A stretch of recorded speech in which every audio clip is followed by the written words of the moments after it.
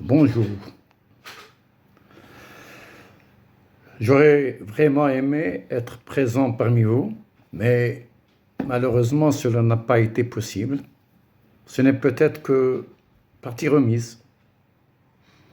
Je salue les amis Slimane, Boalam, Boukhalfa, Najib, et ceux qui s'intéressent au théâtre, à la critique dramatique, c'est-à-dire ceux qui sont dans la salle.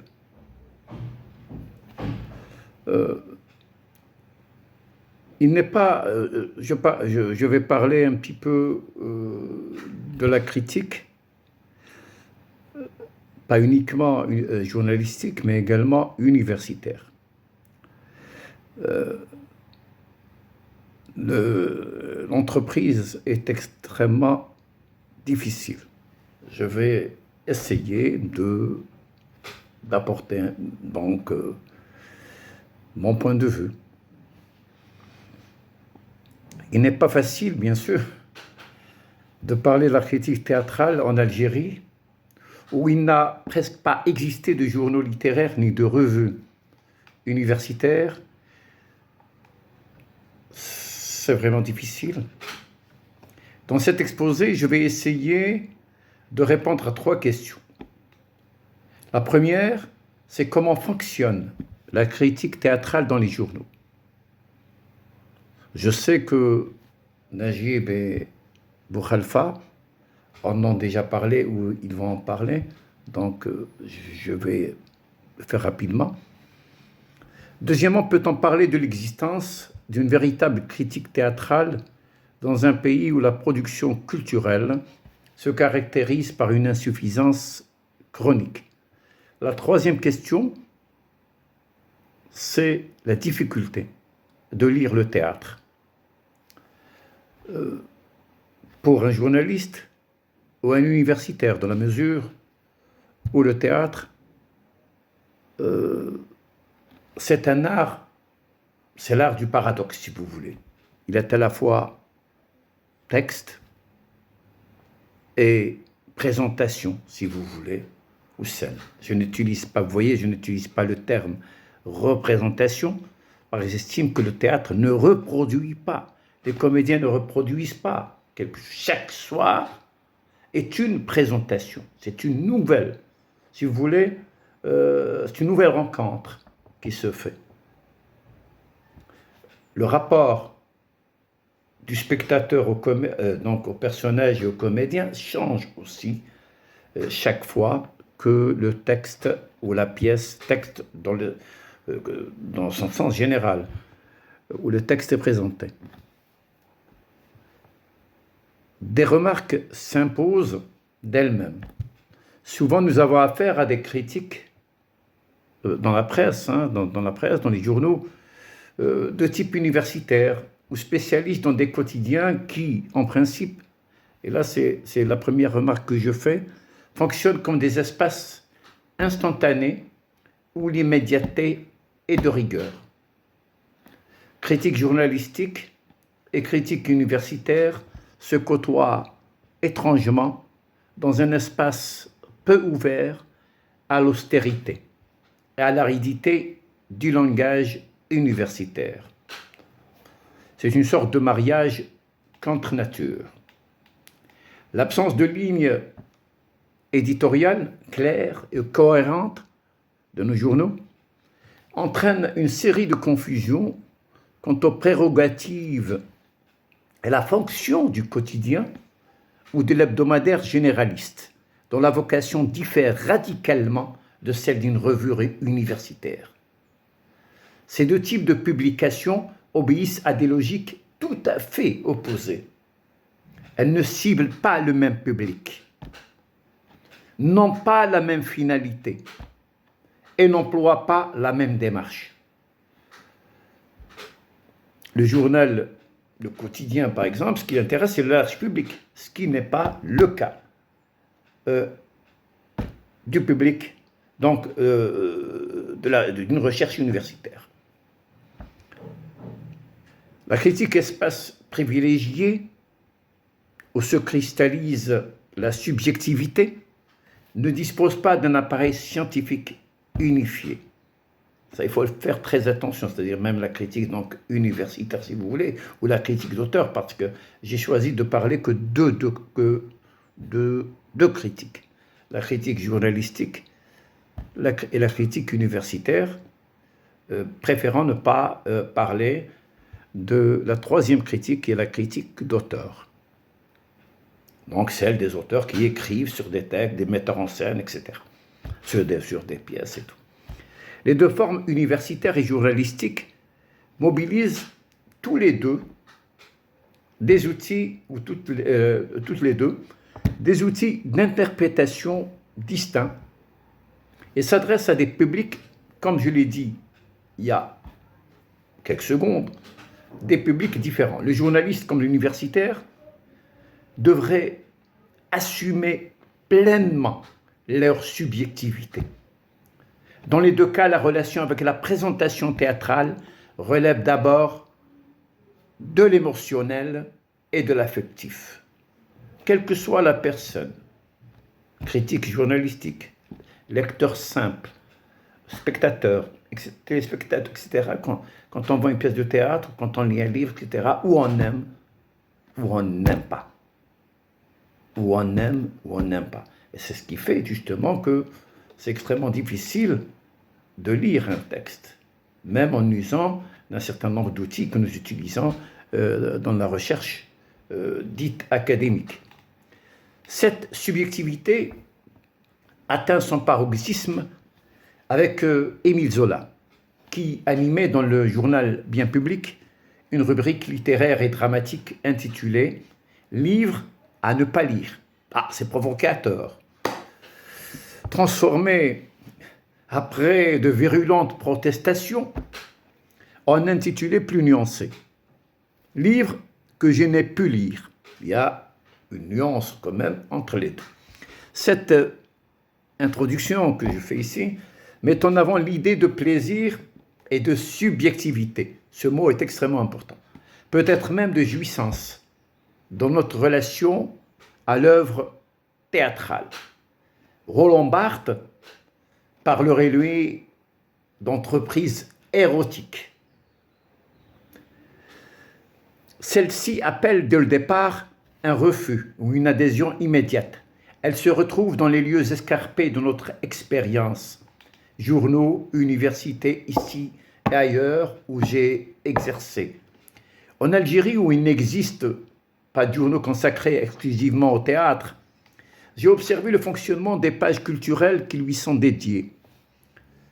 Les contributions universitaires non distinguées des autres articles, je ne sais pourquoi d'ailleurs, reproduisent souvent des grilles et des termes techniques incompréhensibles pour la majorité des lecteurs. On s'interroge alors sur les objectifs de l'universitaire qui croit à tort qu'en utilisant des termes hermétiques, barbares, son texte gagnera en scientificité. Le journal, quant à lui, se contente de remplir ses colonnes. À un moment donné, on parlait de remplissage, sachant que ce texte ne sera lu que par une minorité. Et il n'existe aucune politique de promotion du théâtre. Cette situation ne favorise pas l'émergence d'une critique sérieuse. De plus, les articles sont souvent rédigés par des journalistes peu familiers des techniques élémentaires du métier, ou du théâtre, si vous voulez, ou plutôt des métiers du théâtre, des langages du théâtre, des codes du théâtre. Un compte-rendu d'agence, de quotidien, d'hebdomadaire, de mensuel ou de revue universitaire n'obéit pas aux mêmes règles. C'est tout à fait différent d'écrire pour un quotidien que pour un hebdomadaire ou surtout pour un mensuel. Le quotidien se conjugue, comme je l'ai dit il y a un moment, avec l'instantanéité. En Algérie, les articles sur la littérature et les arts ne font jamais la une et doivent être déposés parfois plus de 48 heures avant publication. La matière théâtrale ne fait jamais l'ouverture d'un quotidien ou d'un hebdomadaire, sauf si elle est marquée par le politique, ou si elle a été mise en avant dans des médias étrangers. Nous aimons beaucoup être loué, être aimé par l'étranger. C'est extraordinaire. Les textes se caractérisent souvent par des jugements. Les textes que j'ai eu à lire se caractérisent souvent par des jugements de valeur, des phrases toutes faites ou des formules poétiques qui occultent l'essentiel, c'est-à-dire l'information. On rencontre aussi des critiques juges, prennent à des formules expéditives, comme livre bien écrit ou texte manquant de force, notamment dans les rubriques où l'on juge, où l'on fait que finalement que juger, alors que nous lisons les textes, nous ne les jugeons pas. Le discours est surinvesti d'adjectifs renforçant une subjectivité déjà latente. Avant 1988, quelques journaux disposaient de suppléments culturels. Al-Sha'ab, Al-Mujahid, d'autres plus rares, se consacraient exclusivement à la culture et au théâtre. Al-Tabyin, Al-Kitab, Al-Mujahid Taqafi, novembre, il y a eu quatre numéros. Le travail était plus sérieux, il faut le reconnaître, il faut le souligner. Des signatures de renom, il y avait pignon sur colonne. On ne peut oublier les expériences d'El Moudjahid, La République, Al-Sha'ab, Alger Actualité, Révolution africaine, qui comptaient des critiques dramatiques attitrées et permettaient à plusieurs journalistes de lire le même texte, offrant ainsi une lecture plurielle. Souvent émaillés de jugements de valeur, les critiques privilégient les aspects moraux en fonction du discours idéologique dominant. J'ai travaillé il y a quelques années sur 200 textes, 200 articles de la période 1972-80 d'El Moudjahid, Révolution africaine et Al-Sha'ab. Relus pour les besoins d'une recherche, plus de la moitié se limite à une lecture schématique du discours idéologique, avec de nombreux clichés et stéréotypes issus des discours politiques de l'époque. Le verbe devoir, par exemple, qui devrait être banni, qui normalement altère la communication dans la presse ou dans la relation du texte au lecteur, revient plus de 2 fois. Une étude des titres serait révélatrice. D'ailleurs, j'ai travaillé dessus. Quelques exemples de titres. Un théâtre de combat, un théâtre militant, une plume ouverte au progrès, l'engagement du poète, à l'écoute des masses. Autant de titres suggérant une lecture idéologique des représentations, reflets du discours ambiant. Nous avons souvent affaire à une critique à fleur de peau, qui répond rarement aux attentes du lecteur. Récit, parcours des personnages, auteur, édition. On n'a presque jamais ça dans de nombreux textes. Certes, quelques journalistes parviennent à livrer des critiques où les informations essentielles sont présentes. Lire un texte, c'est forcément, comme je l'ai dit depuis le début, c'est forcément y investir sa propre subjectivité, y intégrer des éléments personnels, sa formation, son empreinte idéologique. Donc, c'est vrai qu'en lisant un texte, et c'est ce que faisaient aussi des gens qui sont là, comme Najib et Boukhalifa, c'est aussi avoir une sorte de neutralité opératoire. C'est-à-dire, donc, bien sûr, quand je parle de neutralité opératoire, la subjectivité y est aussi présente. Dans cette neutralité, c'est paradoxal, mais c'est ainsi que les choses vont dans le métier que nous faisons. Qu'est-ce donc que la critique dramatique? Mon expérience de journaliste, d'universitaire et d'ancien étudiant de l'Institut national d'art dramatique de Burj El Kifan, l'INADC, me permet peut-être de dire que la relation au texte dramatique est traversée par une série de médiations qui ajoutent un surplus de subjectivité à l'acte de lire. On ne peut s'abstraire du plaisir de la présentation. J'ai parlé il y a un moment de jouissance et aussi, reprenant Barthes, d'entreprise érotique. Lire le théâtre, pour le critique dramatique, est une entreprise d'une grande complexité. Ce n'est pas un exercice aussi simple qu'il n'y paraît. Le théâtre est un art hybride, où le texte n'est jamais seul, où la mise en scène, les corps, les voix, les silences et les gestes viennent le prolonger, le contredire, le réinventer. C'est une sorte de machine cybernétique. Chaque élément ne fait sens qu'en rapport avec les autres éléments, avec les autres. Par exemple, la langue dans le théâtre, le texte, si vous voulez, il est partie prenante de la présentation, au même titre que les autres éléments. Donc, le décor, la scénographie, la musique, tout cela. Ce qui importe dans le théâtre, c'est cette dimension, justement. Ce qui est important dans le théâtre, c'est cette dimension cybernétique. Même dans le cinéma, on trouve ça.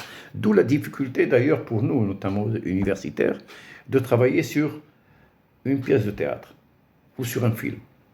Parce que si, pour travailler sur la langue, il y a ceux qui connaissent, ceux qui travaillent sur la langue, ceux donc, qui ont travaillé sur la linguistique connaissent ça, il faut, quand on arrive à isoler par exemple l'unité minimale dans la langue, c'est très facile. Phonème, monème, c'est extrêmement facile. Pour le théâtre, c'est c'est impossible. Il y a eu des propositions. Moi-même, j'en ai fait. J'ai fait une proposition de ce que j'appelle donc unité synthétique, mais ça, finalement, c'est extrêmement relatif. Certes, donc, on pourrait être tenté d'approcher un texte dramatique comme on lirait un roman, mais cela s'avère impraticable. Même le texte dramatique, il est double, alors que le théâtre est pluriel. Il est à la fois marqué par la présence de ce qu'on appelle donc les indications cyniques, ou le discours de l'auteur, et le discours des personnages. Vous avez deux mondes, deux univers, à l'intérieur même d'un même texte. C'est une sorte de... Donc, il y a finalement un double discours dans la pièce, certes, dans le texte dramatique, le texte lui-même. Certes, on pourrait, donc, même si par commodité, l'on recourt parfois aux outils de la critique littéraire, c'est-à-dire pour travailler, pour analyser tel ou tel texte dramatique ou telle pièce, nous avons, même pour le cinéma d'ailleurs, donc on ne peut pas analyser un film sans faire appel à des outils qui sont puisés dans la critique littéraire. D'ailleurs, il faut lire les travaux d'Anne Hubbertsfeld pour le théâtre ou Christian Metz pour le cinéma. Cette tendance se retrouve aussi dans l'analyse filmique ou picturale, mais le théâtre exige une approche spécifique. Il ne se donne jamais tout entier dans le texte ni dans la présentation seul. Un texte dramatique ne prend pleinement sens qu'à travers ce qui lui succède, la scène.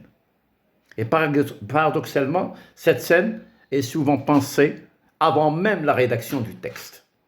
Le théâtre est donc traversé par un double processus temporel, un avant de conception, où l'auteur imagine déjà l'espace, les corps, les voix, et un après de mise en présentation, où le texte devient matière scénique. Cette temporalité double rend toute lecture linéaire ou strictement textuelle, inopérante. On ne peut isoler le texte, donc l'avant, de ce qui va venir, ce qui va lui succéder, c'est-à-dire la scène. La scène elle-même est un espace extraordinairement complexe, un lieu d'interaction entre une multitude de codes, de langages et de métiers. Une pièce de théâtre peut être perçue comme une machine cybernétique, où chaque élément, lumière, décor, costume, voix, silence, rythme, fonctionne en interconnexion.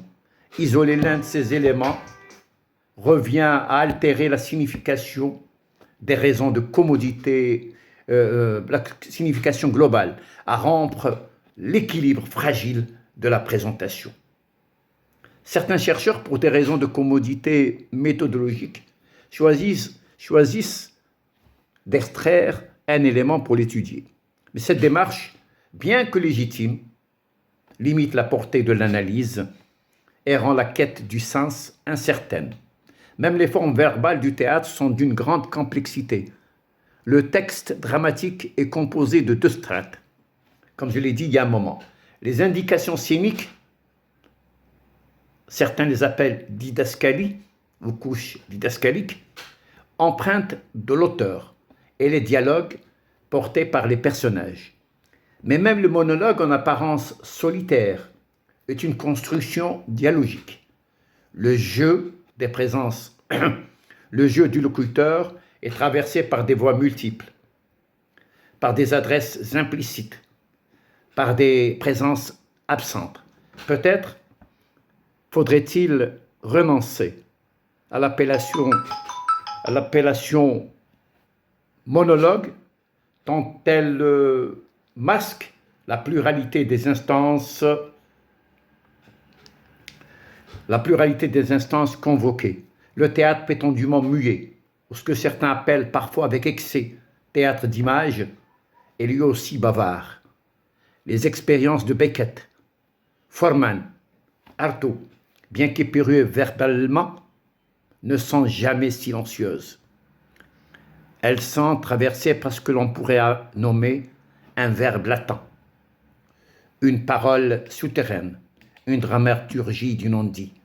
Un autre défi majeur réside dans l'usage des supports visuels, enregistrement filmique, photographie, pour étudier le théâtre. Le théâtre filmé, bien qu'utile, ne restitue pas la présentation, mais une présentation, sa présentation. Il transforme l'événement scénique en objet visuel, soumis au code du cinéma ou de la télévision. Ce n'est pas le même regard que nous portons sur une pièce filmée ou une pièce que nous voyons au théâtre. La photographie, quant à elle, fige un instant selon le regard subjectif du photographe et ne peut rendre compte de la dynamique du jeu, de la temporalité, de l'énergie du plateau. Filmer une pièce ne permet pas de capter les conditions concrètes de la présentation, la relation avec le public, les variations du jeu, les accidents du direct. Ce support, bien qu'instructif, risque d'éloigner le chercheur du sens authentique de l'œuvre. Il pose des questions méthodologiques fondamentales. Que voit-on réellement? Que manque-t-il? Que trahit-on en fixant l'éphémère? Une autre illusion consiste à vouloir dissocier les aspects techniques et esthétiques d'une œuvre scénique. Or, une pièce de théâtre comme un film s'inscrit dans un réseau dense d'éléments historiques, anthropologiques, politiques, personnels, psychologiques. Réduire une œuvre à une combinaison de dispositifs techniques serait une mutilation. Lire ou comprendre une pièce impose de l'appréhender dans sa globalité, dans sa complexité, dans son épaisseur. Mais cette tâche est presque impossible. Toute œuvre est inépuisable. Elle est le produit d'une multitude de discours, d'influences, de tensions sociales, économiques, idéologiques. Elle est aussi fascinée par ses conditions de réception. Le lieu, le moment, le public, le contexte. Lire le théâtre c'est donc interroger une constellation de signes, une architecture de sens, une polyphonie d'intention et de réception. Le théâtre ne se limite pas à ses procédés techniques. La présence du spectateur est fondamentale. Il ne parle jamais d'une seule voix, ne s'adresse jamais à un seul niveau. Il est un art de la complexité, de la contradiction, de la tension. Et c'est précisément cette complexité qui rend sa lecture si difficile, mais aussi si nécessaire et si jouissive. La critique dramatique ne peut se penser en dehors de ses conditions de production, de réception et de circulation. Elle est traversée par des tensions multiples, entre subjectivité et scientificité, entre immédiateté journalistique et rigueur universitaire, entre désir de transmission et contraintes éditoriales. Lire le théâtre, le commenter, le critiquer, c'est s'engager dans une démarche qui convoque à la fois l'intellect, l'émotion, la mémoire et l'histoire.